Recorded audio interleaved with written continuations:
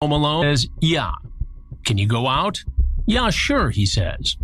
Cool pick, man. Who's the kid, LOL? You're going to find out exactly who that kid is in just a matter of moments. This is one of those cases where the predator wants to move so quickly, but at the same time be so cautious. Instead of getting into graphic detail in the online chat, which in many cases is the basis of the prosecution for solicitation of a minor or lewd and lascivious contact with a minor, Clifford goes to the cell phone.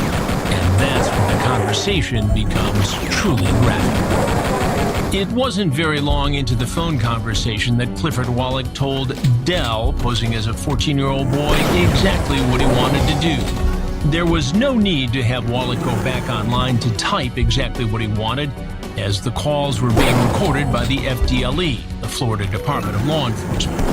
In the phone call, you can hear a child screaming in the background. Wallach says he likes oral, says it's cool. He likes to give and receive. He wants to do it. He also says he's alone until midnight, but wants to be discreet. He's worried about the neighbors seeing him. And then he tells the decoy he's driving a Chevy Blazer.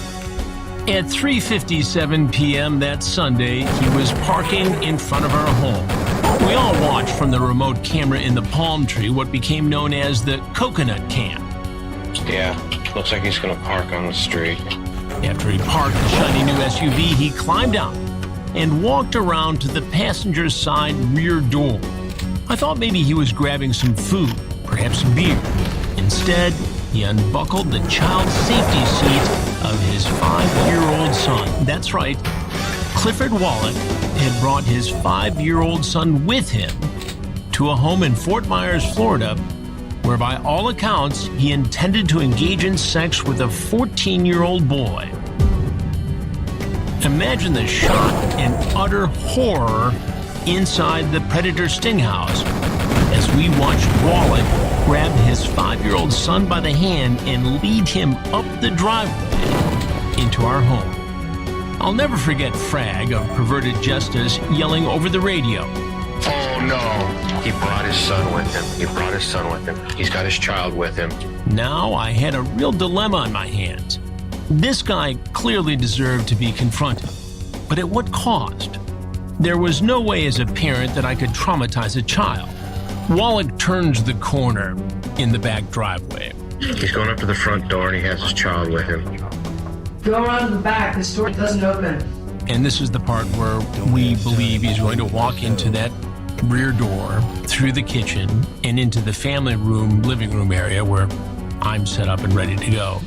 Making the turn, coming in the back door, coming through, walking into the living room, holler up. I've been anxious a number of times during these investigations, but perhaps this was, well, right at the top of the list, certainly. What do you say to a guy who deserves to be confronted, arrested, prosecuted, but he's got his 5-year-old son with him, by the hand? He walks in. I walk up to him. He's clearly startled. I said to him, I think you know what you were doing here, don't you? but because you've brought your son, I'm gonna just send you out the door. Wallach said he was just going to take someone out to lunch. I told him that, well, I think it'd be best if you just went ahead and left. he agreed Yeah, I agree. and said, I'm never going to do this again. Rob, we're gonna send this guy out. We're not gonna interview him because he got his kid. Moments later, he was under arrest. It was very dramatic. Sir, right there. You come here. You come here. Let go of the child. But the Fort Myers police were ready for it. As Wallach was detained, handcuffed, a female officer swooped in and grabbed the child and turned him away. But there was no mistaking the fact that the child saw his dad in handcuffs. Wallach pleads, Please give me my son, please. he wailed. Can I please have my son, please? Devin. You gotta put your seatbelt on, all right, buddy? Seatbelt on, buddy. You gotta go up with 2 minute ride, okay? The boy's mother was at work, apparently. Police called her, and she picked up the boy later at the Fort Myers police station. So this raises a lot of questions. Why would you bring your son to a home you planned to have sex with a 14-year-old boy? I mean, first of all, it's just mind-boggling to even have those words come out of your mouth, but there appears to have been no plan to have the boy take part in any sex act. It appears to be a situation where Wallach's wife was at work in Naples, which was, about an hour away, I suppose. And he was in charge of babysitting the child that day. He obviously didn't have the self-control to wait and have this conversation and have this liaison occur at another time when he didn't have babysitting duties. So he went ahead and did it with his son in tow. It is shocking. And you need to understand that the people I work with on these investigations have been with me all around the world in some of the darkest corners and some of the most dangerous situations. In India, exposing child slave labor in the silk industry. In Cambodia, exposing sex tourism, Americans and Europeans preying on 5- and 6-year-old kids for sex. So these people don't get shocked easily. They don't scare easily. They don't cry very easily. But this scene, this moment, in this house in Fort Myers, Florida, literally brought some of these tough camera and sound people to tears. To this day, I can summon the exact emotion and internal stress that I experienced that very day. And Wallach, what does he tell police? Why is he looking to meet a 14-year-old boy with his 5-year-old son in tow? Wallach actually blames his wife, the woman who's working at a high-end retail store an hour away. He blames his wife because she, he says, in the interrogation, won't have oral sex with him. So he's got to drive across town and try to hook up with a 14-year-old boy or someone he thinks is a 14-year-old boy. It is absolutely one of the most outrageous things in a long list of outrageous events I have witnessed covering this story.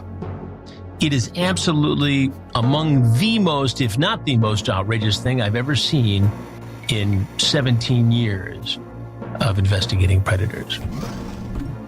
So now the legal system in Florida has a situation on its hands because not only is Clifford Wallach going to be prosecuted for trying to have sex with someone he thought was a minor, moving lascivious conduct with a minor, as it's called there, but they have to deal with the situation of, is this 5-year-old child okay living in the home with his parents? And the decision of the Department of Child and Family Services initially was no. Wallach had to leave the house.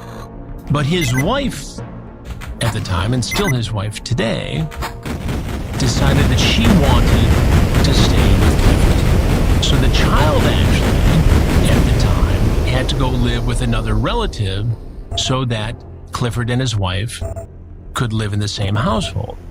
This so outraged people with the Department of Child and Family Services in Florida that they reached out on the sly to me as a reporter then at NBC to tell me what was going on. Typically, you're not allowed to comment on these cases, but it was so offensive to them that this child would have to live outside of the home away from his mother because she wanted to stay with him after what he did.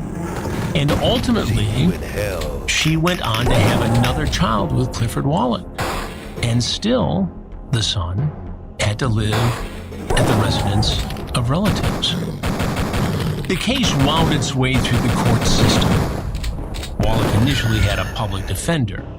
The public defender left the case and he found another lawyer. Wallach comes from a well-to-do family and his wife has always worked, so they supported him throughout. Ultimately, he went to trial. And after coming up with all kinds of different reasons and why this really wasn't a crime and how he was trapped in a sting operation fashioned for a television show being To Catch a Predator on Dayline NBC, they didn't buy it. He was found guilty and he was sentenced to 5 years in prison, and he served 5 years in prison. At the sentence, finally Wallach seems to come clean and take responsibility. I went back and got the records. I actually tried to reach out to Clifford Wallach. I found his phone number and called him. He never got back to me. I suppose he's trying to move on, as anyone would in that situation, but I thought it was interesting to take a look at the court transcripts from the day of the sentencing. Wallach says to the court, "Your Honor, I deeply regret the decisions that I made on April 23, 2006, and do not blame the efforts of my mistakes on the Fort Myers Police Department or perverted justice. I believe that these organizations were working on behalf of the best interests of the public. I have no one to blame but myself for the current situation that I'm in. Sir, I have caused an enormous amount of national humiliation for my family that should have never happened. Your Honor, I am pleading with you for mercy. I have already been punished beyond means, and sir, I am begging you for leniency in your decision for punishment. I would like to start to pick up whatever pieces I have left and try to put them back together. I know that it will take a lot on my part to repair all the pain and suffering that I've caused." Wallach terminated his parental rights for his son, and in the end, the judge ruled that not only would he have to serve 5 years, but he would have to register as a sex offender for the rest of his life.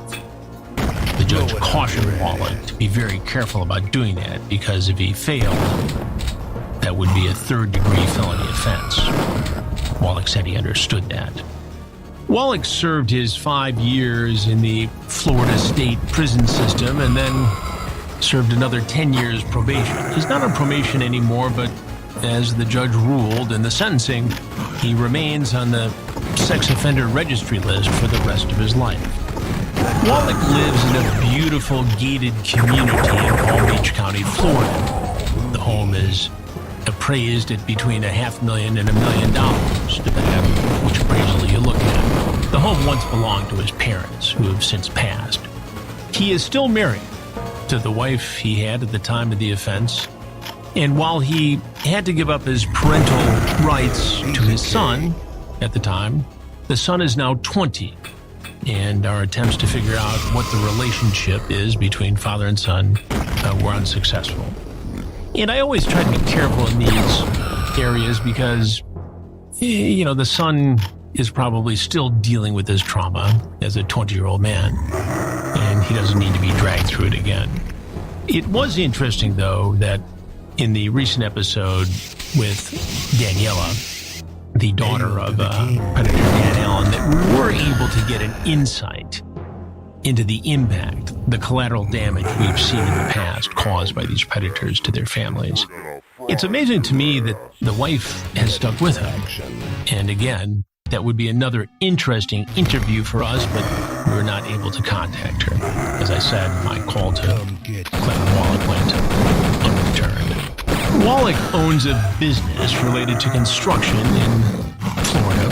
So far as we can tell through record searches, there haven't been any issues or problems there. We believe the business has been in the family for some time. He did file a lawsuit against a company for which he did business, and he won, actually, in the tens of thousands of dollars.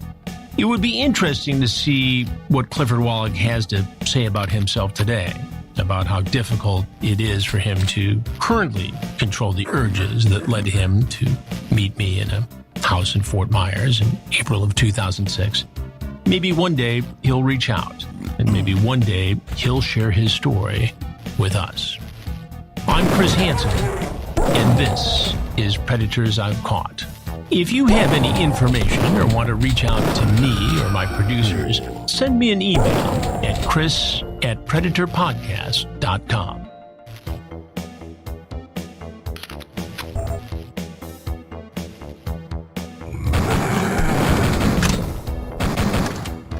Hey, how are you? Could you have a seat right over there, please? Well, why did you come? He's on a sick son of a bitch. As I was walking over to the studio today to record this episode of our podcast, it dawned on me that with so many predators I've caught and so many predators still out there, that we could be doing this podcast in perpetuity. which I suppose is good news for myself and the producers, but maybe bad news for society? This is Chris Hansen, and this is Predators I've Caught.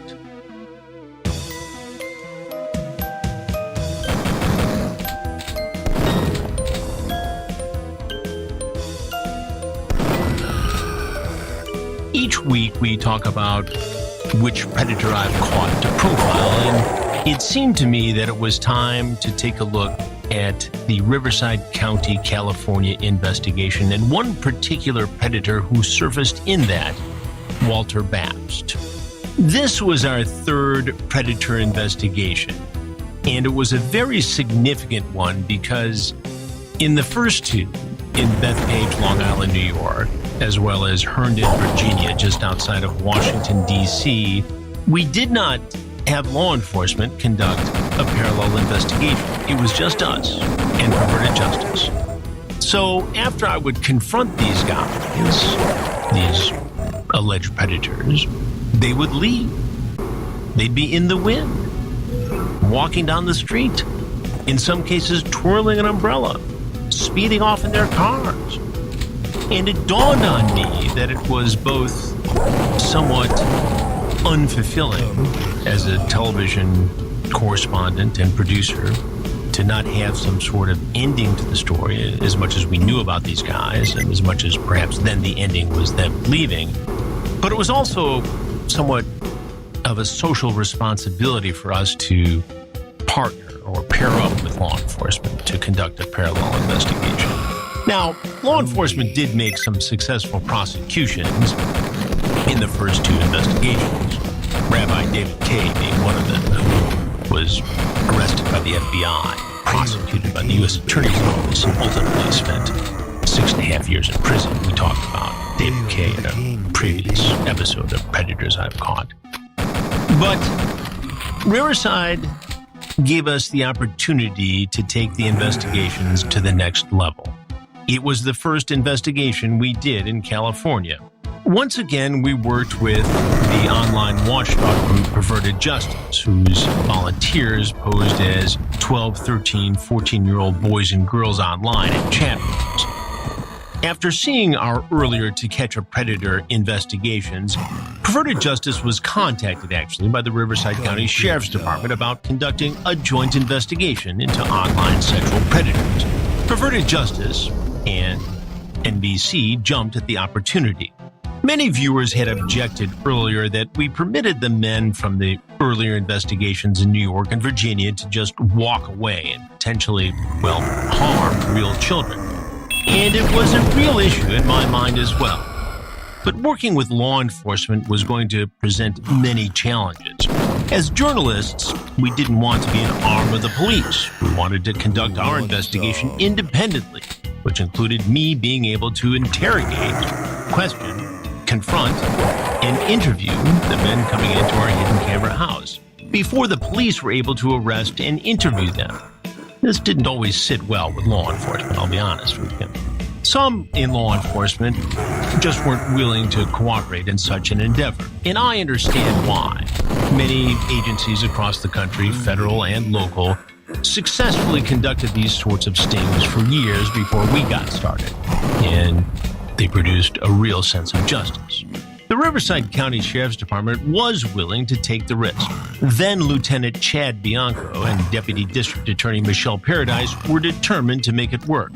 Footnote here, 15 years later, Lieutenant Chad Bianco is now Sheriff Chad Bianco, the elected sheriff of Riverside County. Former Deputy District Attorney Michelle Paradise is now still with the District Attorney's Office, but a chief of one of the sections. They both remain very committed to arresting and preventing predatory behavior in Riverside County. I stay in touch with them. We've actually spoken together over the years at different conferences. Good people, solid law enforcement and prosecutors. In Riverside, Perverted Justice acted as a sort of ethical wall separating Dateline and the Sheriff's Department. After Perverted Justice contributors finished their chats with potential predators and made a date for them to come over to our house, A copy of that chat log was given to me and another one to the deputies involved in the investigation. Frag and Dell, the perverted justice decoys and operators, directors, were in radio contact with the sheriff's department at all times. For this operation, we were set up in a 5-bedroom home in a relatively new subdivision in Riverside County. Once again, PJ had set up its computer operations in an upstairs bedroom, and our technical team had taken over the master bedroom and turned it into essentially a television control room. Remember, this was 15 years ago, so we didn't have the smaller equipment, the remote cameras that we do today. Today, we can do all this stuff with a series of iPads, but it was still pretty high-tech for the time. I am always amazed what these guys were able to pull off. Lieutenant Bianco and his team were set up in a motorhome parked in a driveway next door. Bianco had 15 men assigned to the operation, and they didn't get much rest over this 3-day weekend in late January 2006. Our past 2 investigations had averaged 18 men. But in this case, and I was just blown away when it happened and still am looking back, an overwhelming 51 men showed up in 3 days. That's right, 51 guys, ranging from a 68-year-old who had a conviction history of sexually assaulting children to a high school math teacher, algebra teacher, and that is Walter Babst, the subject of this particular episode. The plan was to have the men show up, I'd confront and attempt to interview them, and then when they left the house, the sheriff's deputies would arrest them and take them away for interrogation. As it turned out, this would take a fair bit of flexibility and hustle, but we were always ready for the scramble. In Southern California, 14 men showed up on the very first day. I remember thinking, are we pushing this a little too hard, a little too fast? I remember having a conversation with Dell at the time, saying, okay, this is really important. And it's really, really amazing that so many people are willing to show up to meet a 12, 13, 14-year-old boy or girl. But let's be careful. Let's make sure we maintain a certain level of safety. And we had a number of discussions back and forth, and we were able to do it. I mean, there's always a certain amount of inherent risk in any kind of investigation like this, and you got to be on your toes at all times. And in spite of having security just for me and the team, as well as having the sheriff's department outside, it's edgy, And again, this is only the 3rd investigation we did. It produced the most diverse group we had ever seen. The men who visited our house ranged from 19 to 68, as I mentioned. We met an actor, a Homeland Security agent, and something we had never seen before, men with violent criminal histories. But it was 43-year-old Walter Babst who really sticks out in my memory as one of the most fascinating, complicated, and at least on that day, dangerous predators I've caught. Online, Walter Babst had a screen name of Kinky Man in Corona, 43 years old, and as I mentioned, a high school algebra teacher. On the face, he was just an average guy dressed in a polo shirt and jeans. He looked like any other 43-year-old out and about on a Saturday morning running errands, like Tony's dad after a stop at Starbucks. But when he walked into our house in Riverside, I already knew more about him than perhaps he was able to admit to himself. I certainly knew more than his wife and kids did, for that matter, the students in his math class, the fellow teachers at his school. We'll get into more of that later. His chat with the decoy named Bubble Beth 2005 left little doubt about his intent. He chatted with the decoy for just a little less than a day before he showed up on a Saturday morning. I remember specifically being told by my producer, Lynn Keller, who was able to see this in the monitor, that as he pulled up, Babst, Kinky Man in Corona, sat in his car, almost as if he was trying to decide whether he was going to go through with this. I mean, think about this. Here's a guy who teaches algebra in a high school. He's been chatting in the most graphic way with a girl who's identified as a 12-year-old girl. And you'll hear that chat in just a moment here. And he's going to go in and have sex with this girl? What kind of a teacher does that? What kind of a human being does that? And so you see him in the car in this dilemma, weighing whether or not he should do this. He actually has his wedding ring on in the beginning, and he twists it around, and he's thinking, and ultimately he pulls that ring off, puts it in his pocket, walks up the driveway, and he's been instructed by the decoy to come in around back. Now, this is a neighborhood. There's space between the homes, but it's fairly tight. We didn't want to alarm the neighbors. Again, right next door, we've got the sheriff's department set up in a motorhome, which did not really stick out. It looked like somebody just had parked their motorhome there. But we had the guys, for the most part, come around to the back, so the neighbors wouldn't see the commotion. The backyard was somewhat fenced in. And you see Babs come up the driveway, soft steps, but moving fast. And he comes around the corner, and the sliding door to the backyard is open, and the curtain is pulled back. It's like reddish orange. And he pokes his head in to look. And it's almost like a meme looking back on it today, 15 years later.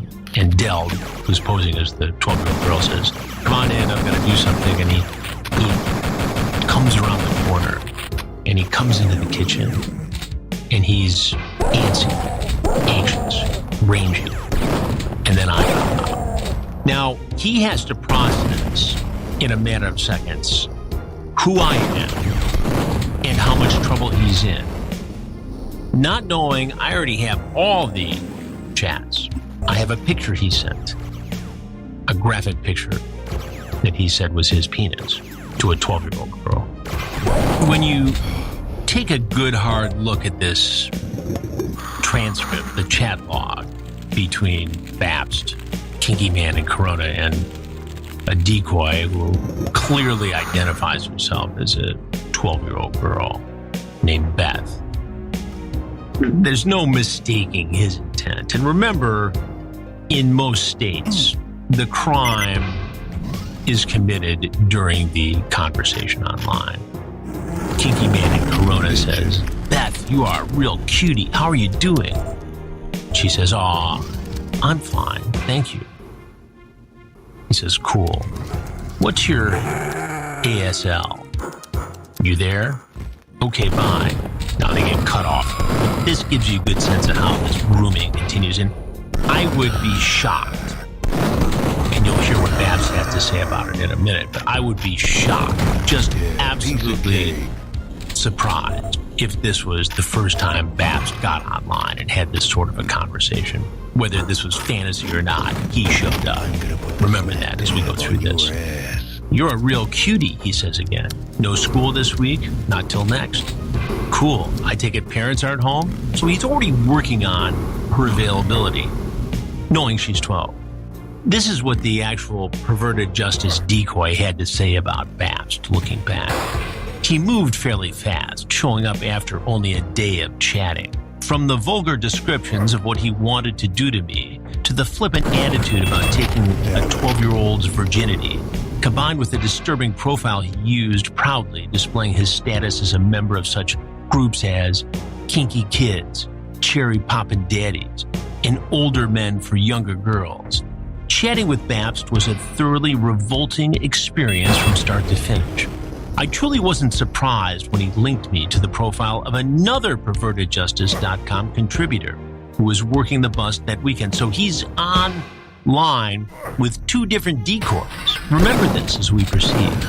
In my eyes, and again, I'm talking about the perverted justice decoy here, that's more than telling of whether or not this was the first time he ever did anything of this nature. I'm just relieved it was this time he got caught. The chat leaves little doubt about Walter Babst's intent. He says, "Yes, I do want to come over, and I would love to get you naked." The decoy says, "For real? I've never done that before." "Well, we do more than that," says Babst. "Like what?" she says. "Well, I would get naked too, and we would have sex." Now remember, this girl is In his mind, 12 years old. The teacher even schooled our decoy on oral sex, telling her that if he ejaculated in her mouth, it would roughly be the consistency of pancake batter. Now the high school math teacher, married with kids, remember that, he had 2 kids, is coming face to face with me. I'm watching him pace, and he's moving quickly, and I'm afraid he's gonna get hinky and leave. So I walk into the room, into the kitchen. And before I can say much, Kinky Man in Corona, Walter Babst, asks if he was under arrest. I'm under arrest? No, I want to talk to you. Now, at this point, remember, he had no idea our hidden cameras were rolling. I offered him a seat. Go ahead, have a seat. In the kitchen, on the stool, and said, "And what are you doing here?" This is amazing, his response. Getting my ass kicked. Getting your ass kicked? Yeah. He must have thought I was a cop at that point. And he says, "I need you to arrest me and take me to jail and execute me." I need you to just arrest me, take me to jail, and execute. I need to talk to you first. Now I'm processing all this information. He's already tried and convicted himself, sentenced himself, really. And I think looking back at that, part of the reason so many men stay and talk to me during these investigations is because many feel confessional. And the truth of the matter is, I am genuinely curious to find out why exactly these guys would risk everything for a sexual encounter with a young teen after this explicit online chat. I posed that question to Walter Babst. And I think, at least about this, he was being honest. Well, why did you come here, though? Help me to understand. Because I'm a sick son of a bitch. I am a sick son of a bitch. I talk about it online all the time, but he claimed that he'd never actually met someone in person before, at least after an online chat. I've never done anything with anybody except my wife. Ever. Ever. He was reluctant to admit to me what he did for a living. What do you do for a living? I'm in education. You're in education. A teacher. Mm-hmm. What grade do you teach? High school. High school. Yes.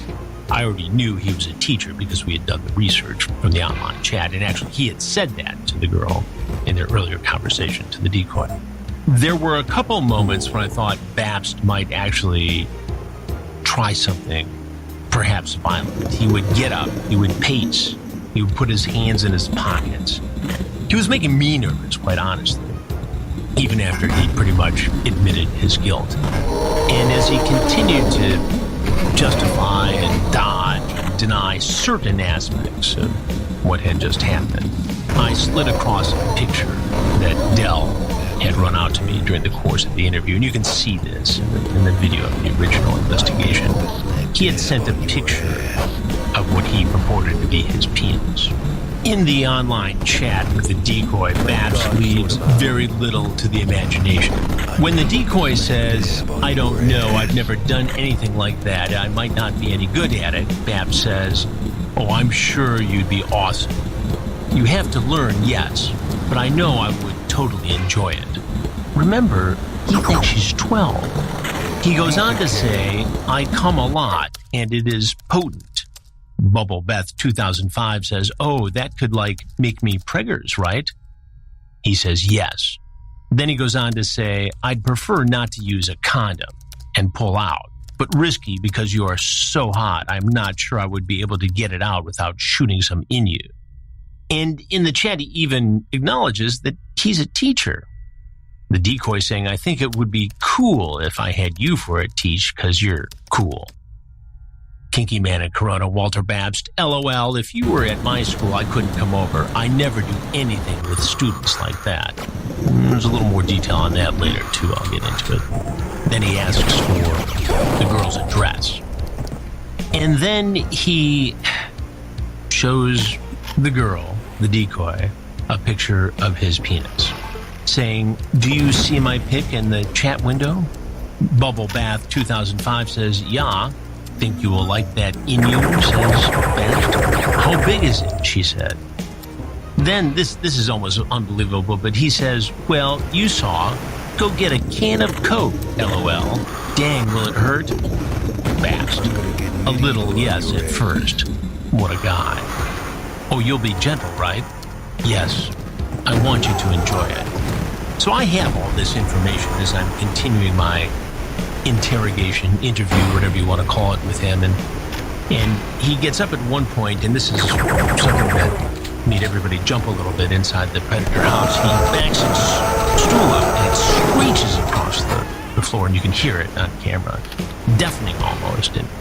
And finally, he wants to know what's going on. We were doing a story on computer predators who try to meet kids online for sex. And the cameras come out. And he absolutely goes white. The blood drains from his face. And he wants to know if he's going to be arrested. I'm going to ask you something. When are you arrested? I said, well, that's not up to me. And he leaves. I say, you're free to go. And he walks out the sliding glass door to the backyard and around to the front. And he's in the driveway and he sees the sheriff's department deputies. And he literally turns around as if he had practiced being arrested before. He almost seemed like a mass shooter, gunman giving up, because he turned around and walked backwards down the driveway with his hands behind him, making it easier for the deputies to arrest him. I've never seen anything quite like it. He knew he was in trouble, in serious trouble. Now remember, this is a guy who is a high school teacher, who has a wife, who has both a son and a daughter. And people can say what they want about sting operations and whether or not somebody would do this if we were not out doing a sting. But I can tell you this.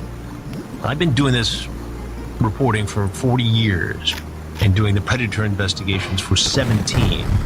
And we were just out doing a recent investigation just a couple months ago. And I can guarantee that had a 12-year-old girl been there and open to the idea of having sex with Walter Babst, he would have had sex with that girl. Look at the chance. Think about that.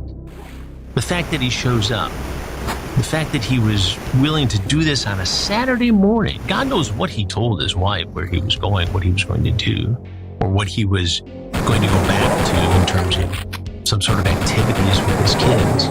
And what about the school? Now, he claimed he had never had any inappropriate contact with any of his students, and maybe that's true. And in fact, our investigation revealed that there was no evidence that he had. Maybe it's just a matter of why would you do that and take the chance of getting caught in school when you could do it online and not face those same potential consequences. We did, though, find out something very interesting about this. So he gets busted on a Saturday, bails out, comes up with what story I don't know for his wife and children.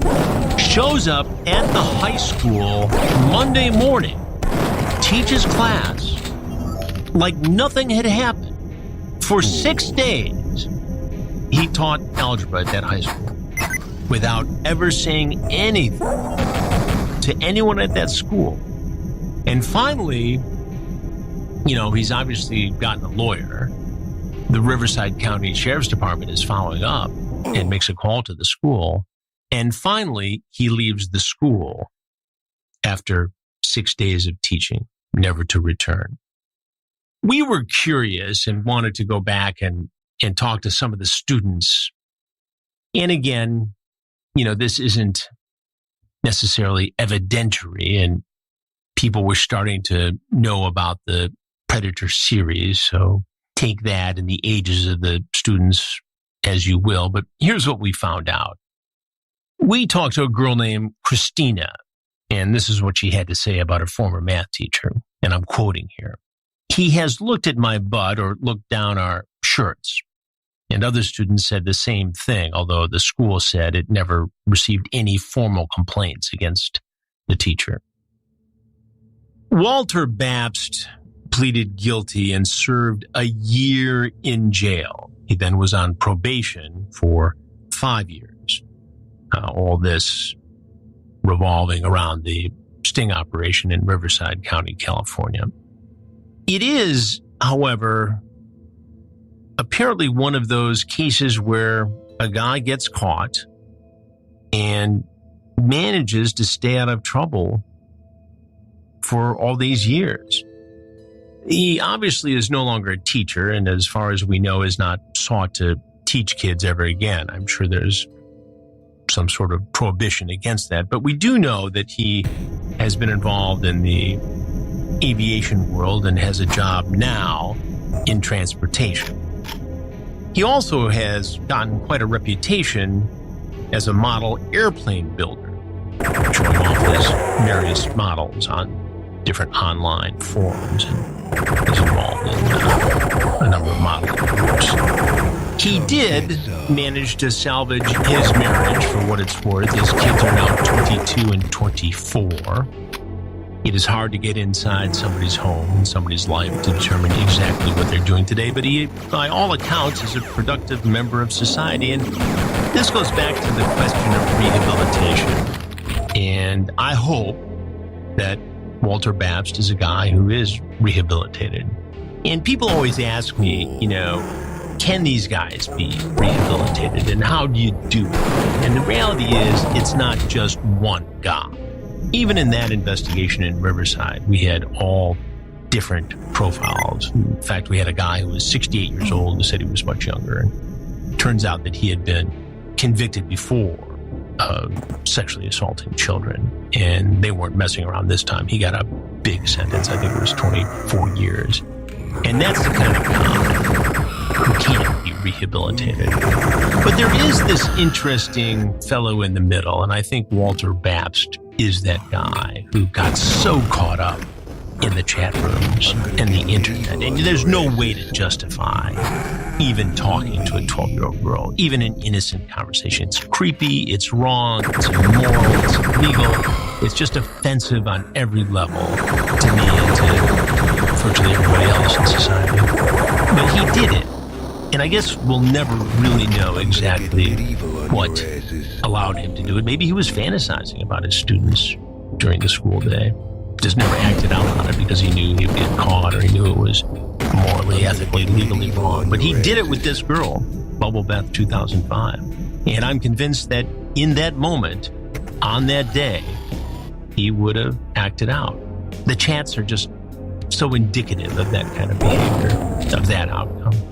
But we were there, and Bubble Beth 2005 was not. Walter Babst did his year in jail, his 5 years of probation. He had to register as a sex offender in the state of California. And he's now off the books in terms of any criminal monitoring. And as far as we can tell, he's working every day. He has a relationship with his wife and kids, and he's moved on. So I guess you have to hope that there are more stories like that at the end of the day than stories where people reoffend. Obviously you do, but it's still a bit of a mystery to me, and we'll discuss this in future episodes as to what we do to reduce demand for this sort of behavior. And in the meantime, I think it comes down to education, awareness. It comes down to teaching kids to be very wary online, and that's an age-appropriate discussion that every parent has to have with their kids, especially during these challenging times when we're dealing with a pandemic and kids are online more than ever before. The opportunity is greater. Imagine when we exposed Walter Babst 15 years ago. We were really dealing with 2 or 3 channels. Today, it's a whole different environment. And as we continue our investigations, you'll see that it hasn't got much more difficult to catch predators, sadly. In the meantime, we'll keep talking about the ones we have caught. In our last episode, we talked to Daniela, who's the daughter of predator Daniel Allen, who was somebody else we caught in Riverside County, California. And it was fascinating to hear from someone so closely tied to one of the predators I've caught. What she knew about him, his behavior, how he treated her mother, what she knew about him, how she found out it happened. And I think it speaks to the collateral damage. And it was very brave of Daniela to come forward and to be a part of this podcast. And I encourage anyone else who may be thinking about it to reach out to me at my email. And we've set this up for people to comment and to offer their insights into the predators I've caught. The email is chris@predatorpodcast.com. So I encourage you to reach out. Thank you for listening. Please subscribe and let me know what you think. I'll be watching right here on Predators I've Caught. I'm Chris Hansen.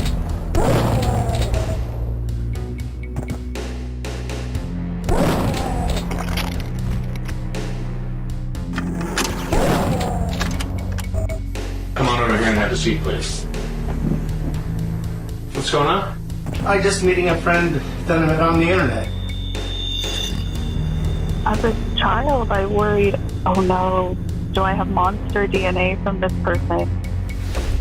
Is something defective with me? I'm Chris Hansen, and this is my podcast, Predators I've Caught.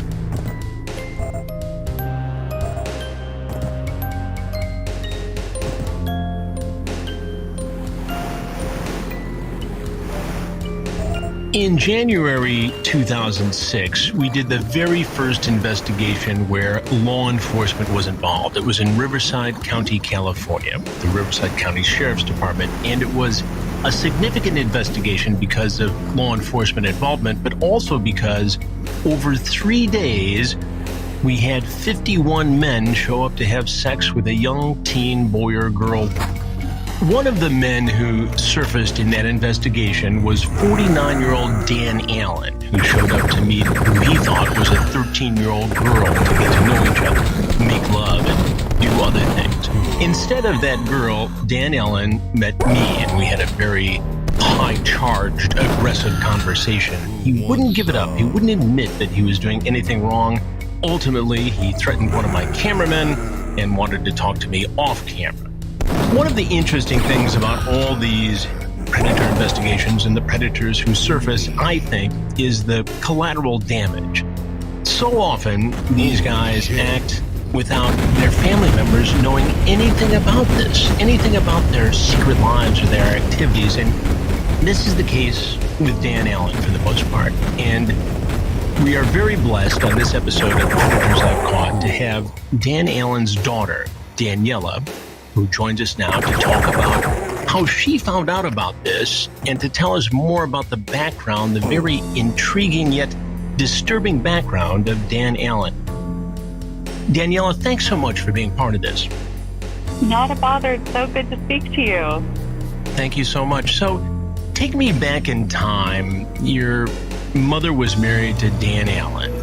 How did that relationship come about? You and I have talked about this a little bit, and I think it's fascinating because in hindsight, you see predatory behavior. How did they first meet? How did that all work?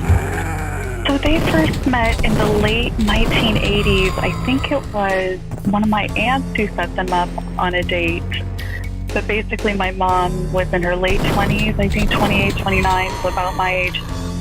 And she was recently divorced, struggling financially. She had 3 kids under the age of 10. So her and Dan had a pretty quick relationship. He pretty much kind of love bombed her, pressured her to get married really quick. Love bombed her? Yeah. Which again was very intense. He whisked her away on a trip to Europe and telling her he loved her so much and making so many promises. And yeah, just really came on hard. They got married quickly. He was asking her to have a baby really quickly. So when they got married, kind of things went downhill very quickly. He started asserting kind of more and more control over her. He'd make comments about how she looked, how she did her hair, what she'd wear. Very controlling over her and my siblings, and my mom having to interact with my siblings' dad, her ex-husband.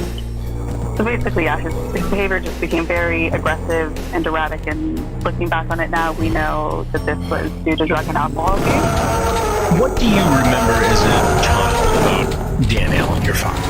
So my mom was mentioned in the episode just being stalked and harassed, and that went to court and everything, and it's as bad as you think it was.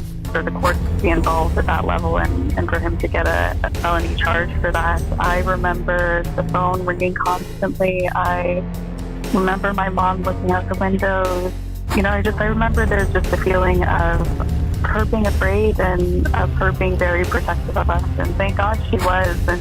And because of that, I don't remember a whole lot. I just remember things were erratic, and after the stalking charges, it all kind of stopped. We had protection orders, so he wasn't really able to contact us. How old were you, Daniela, when your mother left Daniel? A month after I was born, she kicked him out of the house. She said this is too much. And then she started divorce proceedings when I was 9 months old. And during the stalking phase of this, what do you remember? What kinds of things would he do to your mother, potentially to you and the other kids? So the calling all the time, he used the computer program. He could make, I think, up to 3 or 4 phone calls a minute to my mom into the house. So I remember that I was little. I had nowhere else to be. I was, 2, 3, 4 years old when this was going on. He'd come into the house and move little bits of furniture.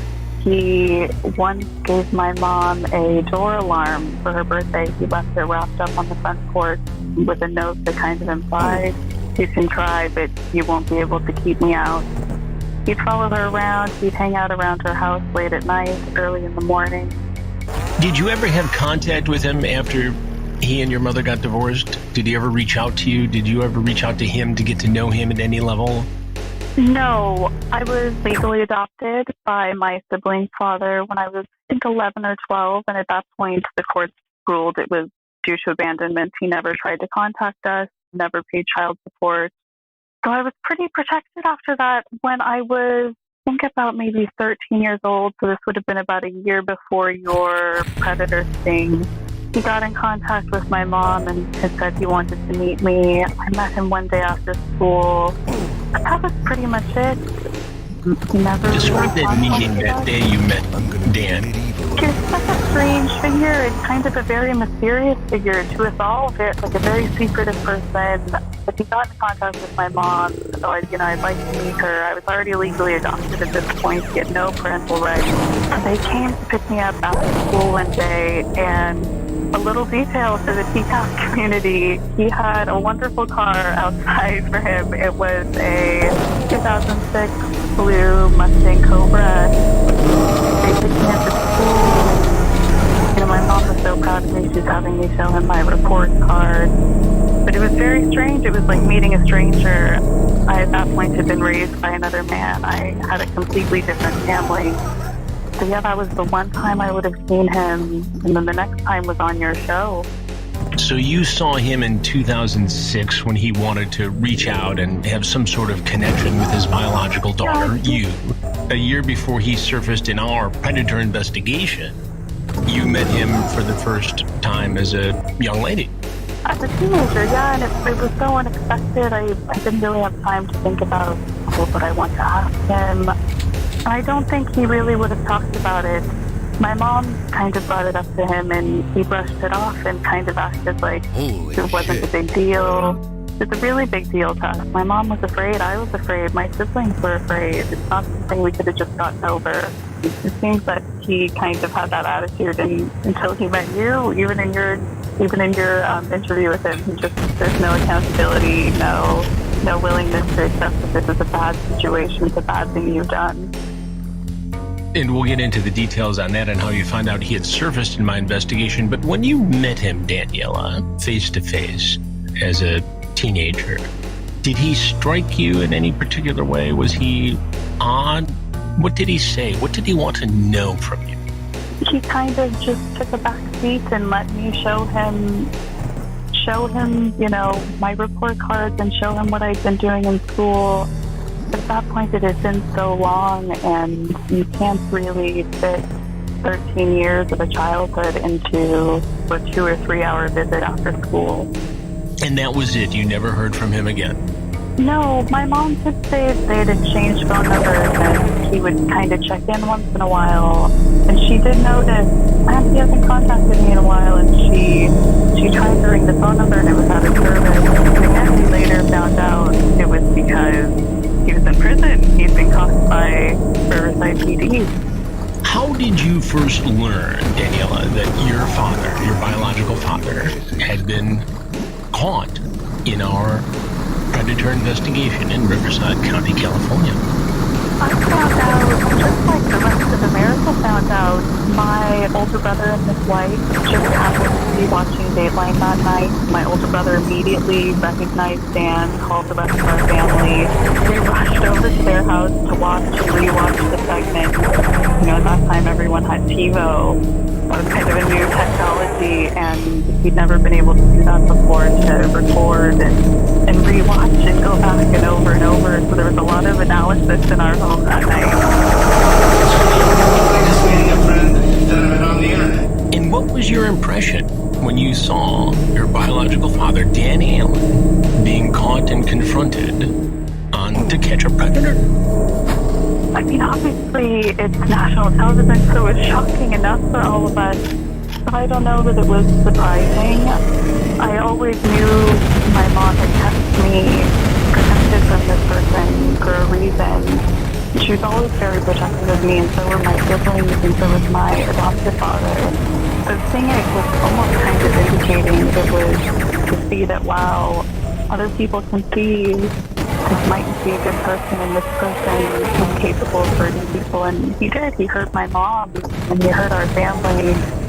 So yeah, it kind of just affirmed why I had been kept away from him and why I had been protected, from him for all those years. I always refer to people who are in the personal lives of these predators as, collateral damage. I don't think explore this enough because it has impact. It shatters families. And now, again, you were estranged from your biological father, so you didn't have a lot of contact with him except that, after school meeting in the Mustang. But this has ramifications. It can shatter children, a spouse, Definitely. an ex-spouse. Definitely. Like I say, a couple past experiences show that they're never 13. What was it like for you and your brother, his wife, and the rest of the family to actually watch this happen as he tried to explain his way out of trying to meet a 13-year-old girl and the graphic details that were involved in his chatlogue? It was shocking, obviously. It was absolutely shocking. My mom and I have years of therapy under our belt.